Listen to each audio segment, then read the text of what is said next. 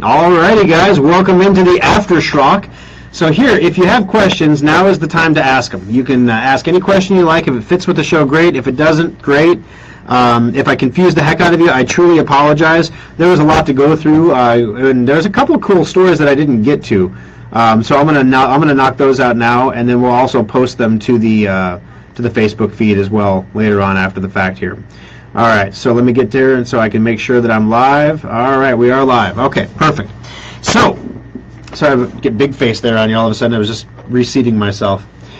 All right, we'll see if we can get back up to 30 viewers again. We just figured out what it was. We did everything one step at a time to figure out when the Facebook feed was going to actually end, and it ended when we cut the audio to the soundboard. When that audio went away, all of a sudden the Facebook feed ended, and we're not sure exactly why that is. So I'm wondering maybe if we could pot it down like really low so it's still in the background a little bit, but not like loud. I don't know. It's really annoying that we have to restart the Facebook broadcast every time because we were at 30 viewers when we stopped, and now we're at 19. So we lost half our viewers almost because they have to reconnect. So anyway, all right. So let's see what we got for the show here today. All right. Good morning, Maureen. How are you doing today? And hi, Robert. Thanks for coming back. Appreciate it. All right. So let's see here. So stories. All right. Let's see. What's new in the Spring Creators Update? I think we talked about this a couple shows ago. They're changing the way this update will change the way that future updates are done. They're going to try to make them more expected so that you don't end up having to reboot your computer in the middle of your workday. Which has happened to my guys at work before. Like, I'd love to do what you need, Thor, but I can't. My computer's rebooting. Timeline adds history to the familiar task switcher. This is Alt-Tab. So if you're going to use Alt-Tab to cycle through all of your available open programs, there's also going to be a history of the programs that have been opened in the past and what you did with them. So for those of you who might use your computer for nefarious activities, not that any of you are watching Compute This, but if you do, keep in mind there's a history. And it's going to display if you hold Alt-Tab. So, and of course, there will be a way to clear that. I'm sure that'll be a popular support article once we get there. It still displays all the running programs, but you can browse through this rich history as well. Very rich, very detailed. Shows documents you opened, supporting apps, including Office programs, as well as web pages that you opened using supported browsers, and for now that's only Microsoft Edge. So for those of you worried about where you browse, if you use something besides the blue E, you're not going to have to worry about it. Okay, a search box in the top right allows you to filter the list to zero in on any activity or eliminate activity. So you're completely configurable. You can do everything with it. They're going to add some more settings to the control panel. No one really cares about their telemetry data. Secure browser sessions, automatic. Upload and download limits for updates. Well, this is something that's going to be interesting. Your computer you'll be able to manually set how much bandwidth is used for uploads and downloads when you're doing Windows updates. So if you're on a metered connection like a Verizon hotspot, or if you're on a Cox connection and you don't want to blow through 3 gigabytes of data this month, you can actually use this limiter. It'll download whatever updates it can within that bandwidth allocation, and then the next month it will download the next most important set of updates that it can under the bandwidth allocation. And to answer your question, no, you cannot set it to 0 to prevent updates from happening. Let's see. Nearby sharing feature is powered by Bluetooth or Wi-Fi. Cortana gets some new skills and abilities. And you can use the Focus Assist to eliminate distractions. We talked about this one on the show. Focus Assist is basically a do not disturb mode that prevents those little slide-in notifications from popping up, telling you have a new email or this is coming up or that appointment's coming. Basically, it blocks all those so that you can focus. It assists you with focusing on what you're doing right now. It's kind of stupid, but it's in there. Password recovery is now supported on local accounts. If you lost your password and we have people who come in that can't remember their password, they have to have us reset it for them. Now you'll have a password reset built into Windows that even if you have a local account that's not a Microsoft account, you'll be able to reset your password. That's actually going to save customers some money. That's pretty good stuff. Edge gets some much needed updates. Graphics are going to get better. More stuff in the store. So basically that's your rundown of what you're going to get in the Spring Creators Update.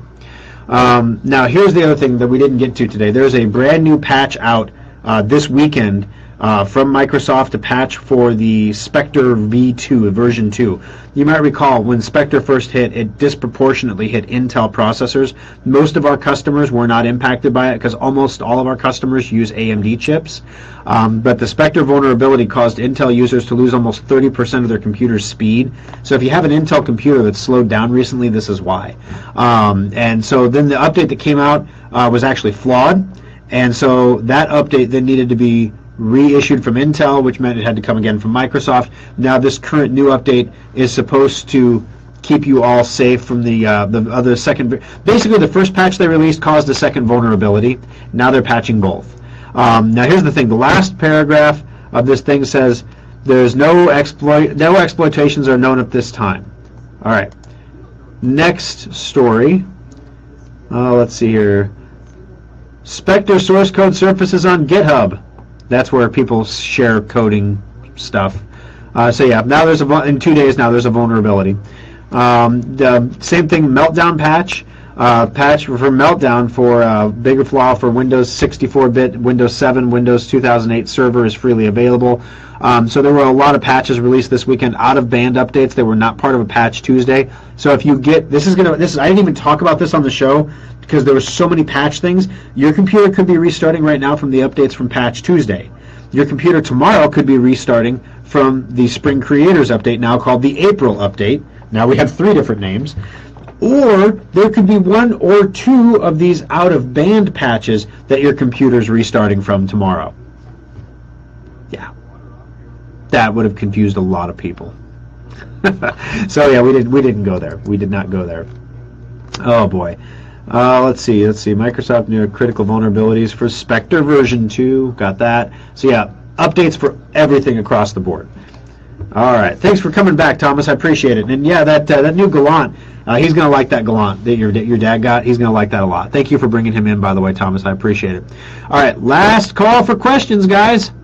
I've got a short AfterSchrock today. I've got to get back to the house because the new baby is doing great.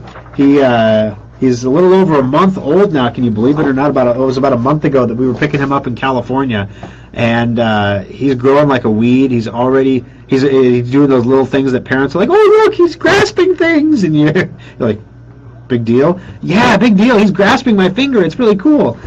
So yeah, he's doing those little baby things that babies do, getting his whole body all moved out and regulated and everything. So he's doing great. Thanks for asking. And yeah, everything's going good there. So here's the deal, guys. I got to roll. Make sure you get your copy of Safe Upgrade. If you don't have it, the Schrock Safe Upgrade, you can get it. I'm going to get you a link here. SchrockInnovations.com/ let me see if it's saved. Of course not. So we're not gonna. We'll just do SchrockInnovations.com. Why would I save it? Because I kind of get a copy. It's part of like an employee benefit. Kind of like owning the place, I guess. I'm gonna go to specials here, and that image class printer is out of stock. It's sold. We need to get that out of there. We still have modular tablets on sale too, the refurbished ones as well. Just FYI, when you're in there on the specials page, you can check that out. They're the Windows 10 version as well. All right, so here we go. There you go. There is the Spring Creators update. It's a link that will allow you to go directly there and purchase it if you have not purchased it already. Remember, you need 1 copy per computer. It's not activation code based this time. It does fingerprint the computer. So if you run it on any computer, it will not run on any other computer unless you buy another license. So you don't have to worry about product codes or anything like that. If you're not comfortable doing the online thing, just bring it into the shop. You can bring it in today, leave it overnight. As soon as the update is available in the morning, we'll install it on your computer, give you a call, let you know it's ready for pickup. It's $80 to have us do it in the shop. It's $50 to do it with Safe Upgrade. So if saving that $30 is important to you, do Safe Upgrade. If you would rather have the service of having a technician actually do the install for you, and you can bring it in, just bring it into the shop. We'll get it done for you either way. All right, if you can't do the update on Monday for whatever reason, if it's just not going to work out for you, you can just turn your computer off and it will not do any updates. And then it's perfectly fine. All right? Microsoft won't automatically download it for you. All right, if you have any other questions, feel free to email Thor@SchrockInnovations.com, or you can also email your service centers and get help there whenever you need it too. And then we'll be back here again next Sunday for another edition of Compute This. Have a great day, guys.